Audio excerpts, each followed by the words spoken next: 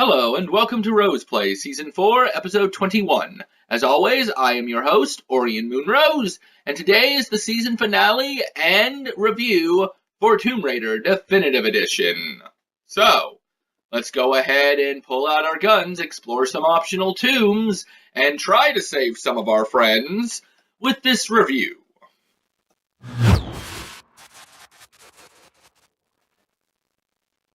Tomb Raider Definitive Edition was published by Square Enix and developed by Crystal Dynamics to be a reboot in the Tomb Raider series after the dark downfall and decline from Tomb Raider Underworld.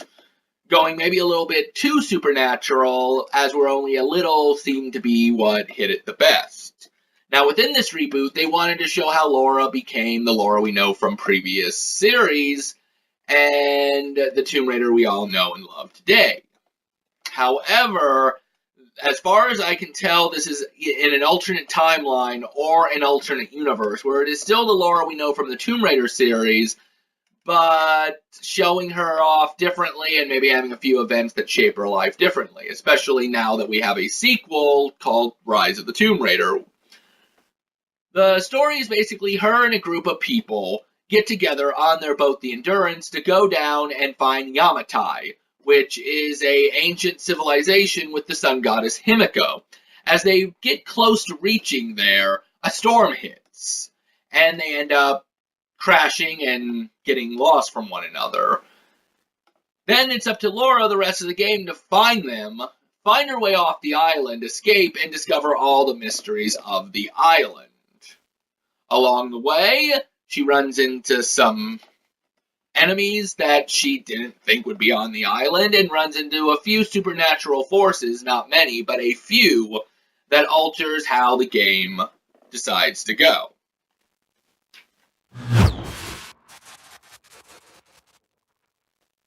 Tomb Raider is presented as a third-person shooter, survival, and a quick-time event game. The third-person shooting also involves some action platform sequences and puzzle solving. Survival, honestly, personally, besides the, I'm gonna shoot food, collect a few greeneries, and supposedly not have enough ammo, I didn't really see that too much. As if you watched me do my Let's Play of it, I always had plenty of ammo. Could have also helped that I kind of headshotted most things, but oh well. Supposed to be presented as survival as well. The quick-time events, though, are one of my personal favorites in games. Sometimes. What I mean by sometimes is if they do it correctly. I think Tomb Raider did do a good job at doing this. When you do a quick-time event and you fail, you should see what happens to the character. In Laura's case, she dies, and oh boy, does she die gruesomely sometimes. Which is nice to see that even the main character may have died if they did something wrong or differently. And just the fact that they took that extra little time to create those scenes of her death makes it all the more worthwhile. But at the same time, there's multiple ways that she can die. There's multiple ways that it can go. And what would have been nice, though, is a few quick-time events where maybe she fails and something bad happens to her but doesn't kill her, and it affects the game a little bit. That would be nice to see. Other than that, the game also has some RPG elements in the form of combat expertise. Basically, as you're progressing the game, you get experience for doing certain tasks, killing certain enemies, so on and so forth. Eventually, you gain a skill point level, which allows you, at a camp, which is the save point, to upgrade Laura and make her more hardened and tougher as a survival expert. The survival part of the game for her upgrades, they vary. They can include skills with her weapons, skills with her, like being able to use a pickaxe, arrow somebody in the knee, being able to find collectibles and whatnot. Along the way also sometimes, you also get upgrades to your weapons, which is nice to see weapons upgrade, but it does get kind of weird at a certain point. Because, okay, I got a World War II gun. Okay, assault rifle. This makes sense, since she does, find that there's World War II veterans there. But then you find certain parts that just happen to fit the gun. Not only do they happen to fit the gun, they then upgrade it to more advanced and present-day tech. It's like, okay, because that weapon would really go in there. Now, now I need the handy dandy PDA for this guy's name. You know what? No, we'll get right back to the name, actually. There's also another one that I did want to mention. There is also a lot of collectibles and optional tombs in the game that you can do. And I do say optional. For a game called Tomb Raider, there really isn't that much tomb raiding to be done. I mean, I think there's like 5, 6, 8. I'm not really sure. I lost count because there wasn't that many of optional tombs, and you don't even have to do them. And the collectibles, they're everywhere. They're scattered as GPS, shoot 5 statues, just weird stuff, kind of following what the Tomb Raider series did with the other ones. But there is a lot of collectibles. Now the guy's name. Most of Tomb Raider's music was done by Jason Graves, who also did the Dead Space series.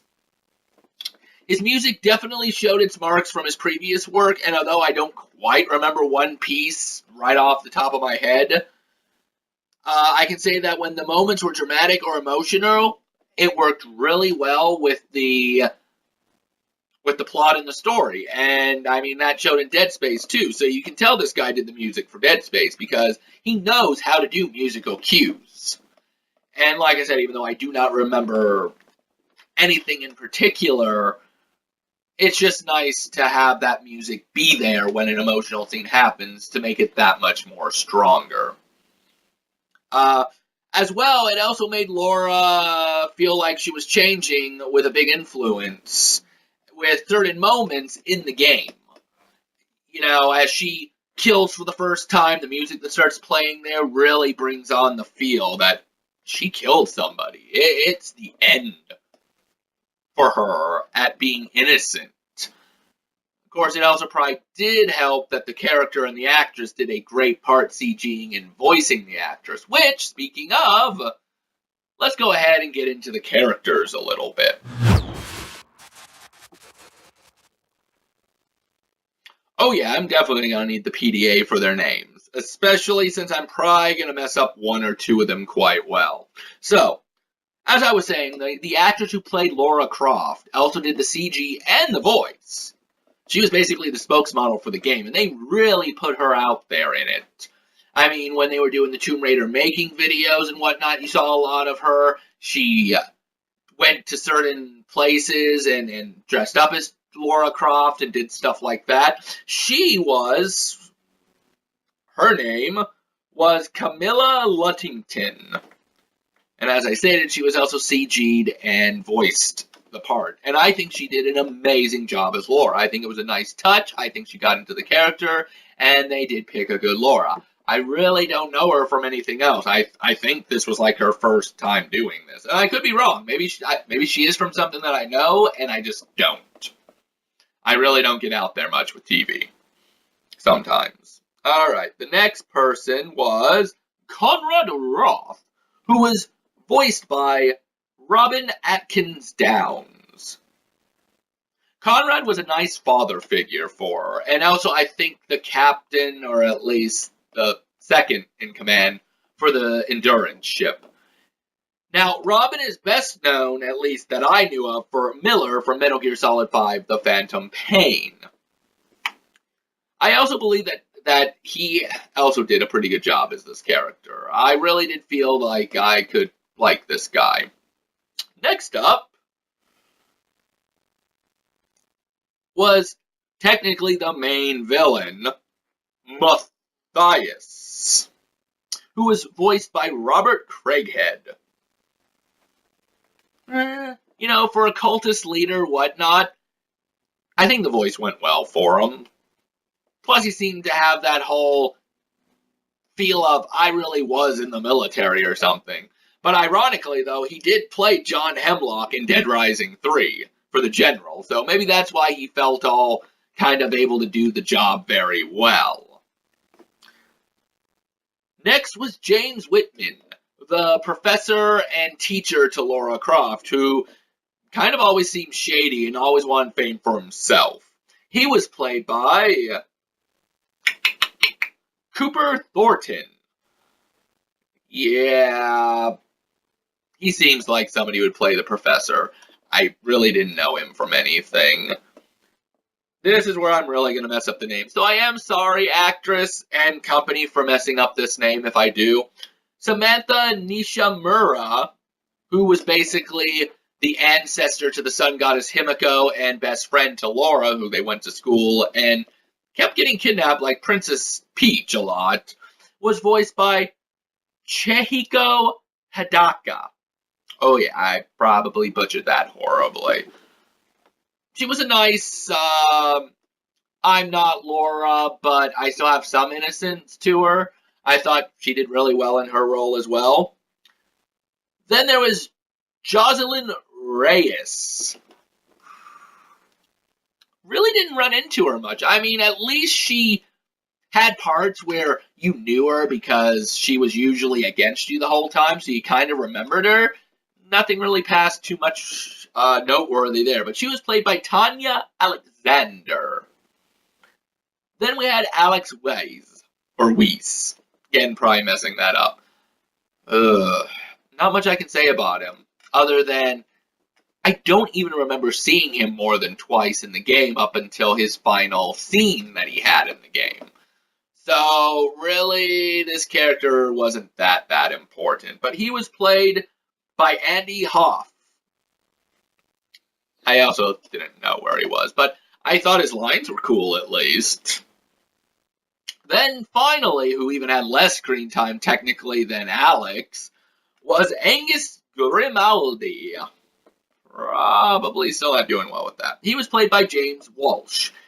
Now, even though I didn't know him from anything, and also, at the same time, he didn't have much lines, I remember him, and I liked him. Why did I like him? One certain line, slight spoiler, he gets his throat cut, and he's like, is that the best you can do? I have worse things happen to me by breakfast or lunch or something, and that was neat.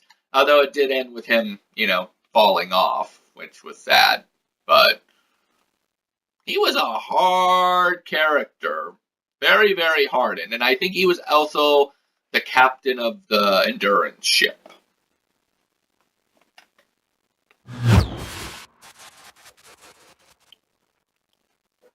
Ooh boy, was there a lot of reception in this game. So let me go ahead and tell you what people said and if I agree or disagree with them. One of them was it was received well with acclaimed reviews. I mean, a lot of the reviews are really high up on the list. I mean, you're talking about 9 points, 8.5s, even a few 10s. But it was reviewed nicely and received great reviews because of its great graphics, length of gameplay, and depth in its story. Yeah, I thought the graphics were really realistic and advanced, especially in some scenes. The game was longer than I thought it would be, and I really didn't like the story and the depth of how they were trying to deal with the origin of Laura and how she went from pure and innocent, maybe a little cocky, to extremely cocky, hardened, and, like I said earlier in the review, the tomb raiding lady we all know and love today. Because of the game being so good, it was also questioned on how they were going to do the same or better in its sequel. Now, even though I haven't touched the sequel yet, I do own it. It will be played on Roseplay at some point, and I do hear it got good reviews and whatnot. So apparently they did actually figure out a way to make it just as good, if not better, than this one. But at the time, they were questioning how they were going to do it without ruining the game series again. The game did justice to the franchise and the character. Yeah. I think the character and the franchise did amazing for what it did. It had great pacing, they said. Did for the most part. Laura's character development was instrumental to the whole game. Well, yeah, it was. I mean, they had to focus on Laura. That was the whole point. It was an origin.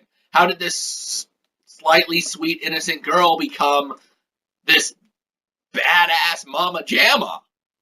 I mean, we needed to see how it happened, and I think it really did well with her emotions and dealing with all the events that happened to her up until the end. Especially when there's a scene where, towards the end of the game, she finally gets a mirror. She looks in it and she doesn't even recognize herself. Let's see. Great character origin for a heroine that has been known for a while. That's kind of what I kind of just said, but yeah. A lot of people, when they were reviewing the game and reception of it, was saying this. However, one of the receptions was negative. The major criticisms was the way the story showed Laura reluctant. What they mean by that is her killing and whatnot, trying to be, a good person. But the actions of the player being rewarded with experience by more brutal means could lead players not to be able to identify with her. So basically what they thought, as I drop the controller, that'll stop this, basically what they thought was that because the player was rewarded for maybe lobbing off somebody's head or putting a pickaxe in it or mowing down a whole platoon of enemies and not feeling anything, but then when the character, has cutscenes like that, she has expression and doesn't want to do it, really took the character out of the moment. However, now this is my opinion, personally, at a certain point, she lost it. In a sense, she did kind of go homicidal on them. One point in the game, I remember her saying, "That's it, you assholes!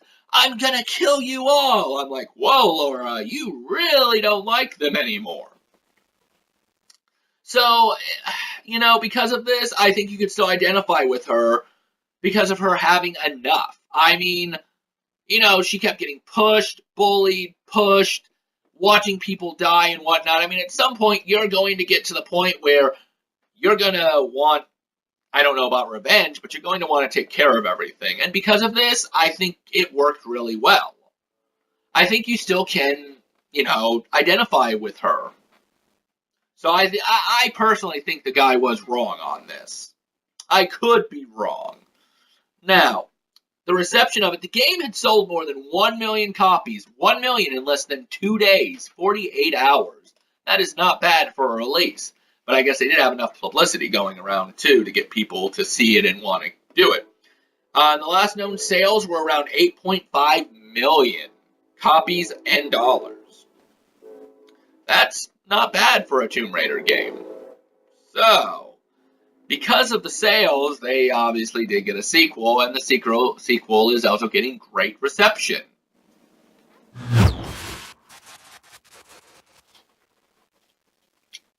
I have two major thoughts about the Tomb Raider game. The first and most important one doesn't necessarily have to do with the remake itself, but more the definitive edition. Actually, I think they both have to do with the definitive edition, but... So, within my playthrough of the game, it happened in the Let's Play, it happened also when I first played the game, and pretty much in the same spots. The game would freeze or crash. Now, I don't know why, but it did, and okay, the Xbox has its issues every now and then, I understand this. But, in the same exact place, it seems like they didn't code it correctly enough when they ported it over to the Xbox One and PS4. So, you guys, I don't mind that it only did it once or twice. It did take me out of the story, and it wasn't cool. And it also took us, the audience and me, out of the moment, too. And it's like, I'll be right back, or it froze, woo! If you guys are going to port stuff over, and I'm glad you guys are, not just you, but a lot of companies are doing it. We got a Mega Man Legacy collection that's out, Resident Evil. I mean, a lot of the older games are being ported over. But if you're going to port it over and there is a bug with it, make sure you play through it multiple times to check it out. Because I really don't want to be taken out of the moment or to such an event. Second on my list is I absolutely love the Definitive Edition for Tomb Raider. Not because of the extra content for weapons or anything, if there even was any, but because the Definitive Edition came with all the making of video, the comic book that originally was a pre-order exclusive, and most of the DLC that was also somewhat exclusive for a time being. I mean, if you're going to sit there and do a definitive edition of something, no matter what it is, and I think a few other games did it too, like the DMC one, make sure to put a lot of extra features in there. I enjoyed the making of videos, the interviews. The comic was especially nice, and I know that was an exclusive that you got for a pre-order, so that's really hard to get from the game in general, but it's a little story that shows why they're going up to, you know, Yamatai. I about called it Himakai. But yeah, the Definitive Edition was a great addition to the library for Xbox One, brought a great game over from it to the next gen. But it still comes back to the fact of make sure you code it correctly. I just dislike having to deal with freezes and glitches.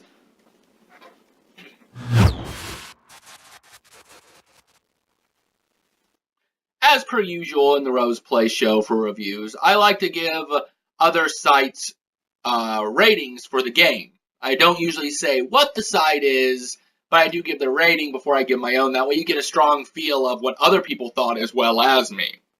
So one site did say that they gave it a 90%. Now, if we were to break it down to a 1 through 10 rating, it'd be easy since 100%, 1, 2, 3, whatever. So they basically gave it a 9 out of 10. Another site gave it a 9.1 out of 10, so just 0.1 better than the last site thought it was. And finally, in Australia, they actually have game shows that, review stuff, and both of those shows gave it a perfect 10 out of 10. So apparently the Australians at least really did enjoy Tomb Raider Definitive Edition, or at least those two Australian games sites did. So, I would almost agree with the critics on the rating game. It's decent and it does do Lara Croft justice and everything on her origins, just like we talked about a little bit earlier. But I can't give it let's see. I can't give it a 9, 9.1, or a 10. Now, it's not due to much. I mean, it's been done before. There are some aggravating moments. The glitching and the phrasing really did bring my rating down on it. If not for that, I probably might have given it a 9.5. But the final rating for Tomb Raider is going to be an 8.5, just a little under what everybody was giving it. Now, the reason behind that is even though I enjoyed the game quite thoroughly, it wasn't what I was expecting at the same time either. It may have had a great story and mystery of an ancient civilization, but it also was more of an accident instead of tomb raiding, which there was a lack of. Though I do understand that this was her first adventure, and as she states, she hates tombs, so this one kind of slides. But, I mean, that is the point. There was barely any tomb exploring, and the exploration was an accident. I mean, they were trying to find Yamatai, but they didn't even know if this was the right island at first, so it was accidental. And I do understand that some raiding of tombs and exploration is accidental, otherwise, like, America would have never been discovered on accident. But it's still the fact that there was too many optional tombs as well. And then, of course, the issue with the Definitive Edition was the bugs they could have patched, whatnot. Otherwise, between these two things, with the gameplay mechanics, story, and combat experience grades, I probably would have given it a 9 to a 9.3. But as it stands, since there were those few problems, and I did not feel that it was a perfect game, as good as it was, an 8.5 is still not bad. Will I like the Rise of the Tomb Raider better? I certainly hope so.